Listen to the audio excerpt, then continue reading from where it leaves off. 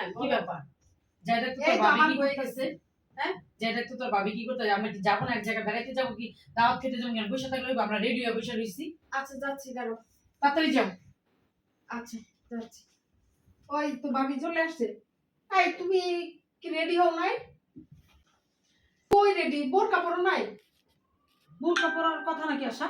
আশ্চর্য, আমরা তো বাড়ির মেয়ে, আমরা এভাবে যাইতে পারি, তুমি তো বাড়ির বউ, তুমি এভাবে যাবে? এটা কি ধরনের কথা?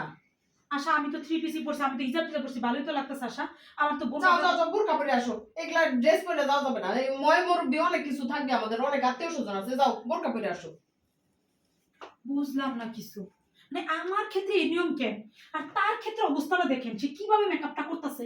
মানে আমার শাশুড়ি, এটা আমার শাশুড়ি সব শিখাই দিছে, আমার শাশুড়ি ছাড়া এই কাজগুলো কেউ করে নাই। ননদরে কইছে কইতে এলাকা ননদ আমার কইতাছে। এই যে আর আমার ক্ষেত্রে আমার ড্রেসটা খারাপ করে ভাই, আমি তো ঠিক মতো ড্রেস পরছি, আমি বউ হইছি দেখা আমার কি কোনো দাম নাই নাকি? আর হের মাইয়ের সব দাম কি ডিস্কো বিস্কুট ড্রেস পরে ওগুলো নিয়ে কথা। আর আমি এত সুন্দর ড্রেস পরছি, হিজাব পরছি, তারপর বলে বোরকা পরো বোরকা পরো।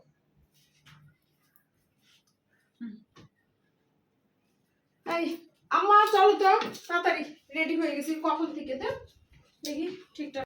মহল্লার একটা ভাবি আসছে, উনি অনেক সম্মানী লোক, উনি ওনাকে এই এলাকায় সবাই সম্মান দেয়। ওনার সামনে যায় মাথা টাথা যেন কাপড় ঠিকঠাক করে থাকি, এমনি উমনে যায় না, গুছাই গাছাই গিয়া গিয়া সালাম দিও। আচ্ছা মা চলেন না যাই। আসসালামু আলাইকুম আন্টি। ওয়ালাইকুম আসসালাম। কেমন আছে বউ? জি ভালো আছি আন্টি, আপনি কেমন আছেন? ভালো আছি। তো তোমাদের বাড়ির সংবাদ ভালো? জি জি আন্টি ভালো আছে, সব ভালো আছে। আন্টি আপনি কি খাবেন?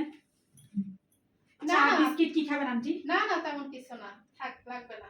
আচ্ছা ঠিক আছে আন্টি, তাহলে বসেন আমার সাথে গল্প করেন, ঠিক আছে?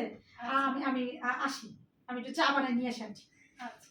মানে বুঝলাম না, আমি বউ মানুষ, আমি হিজাব পরছি, এত সুন্দর করে ড্রেস পরছি, আমার এমন এমন করতেছে আমার শাশুড়ি, এর থেকে ভালো করে কি করবো? মাথায় কাপড় যাতে না হলো, বুকে যাতে কাপড় না হলো, মানে আমি কি করবো বুঝতেছি না। আমার শাশুড়ির অবস্থা দেখেন, মাথায় কোনো কাপড় আছে কিনা।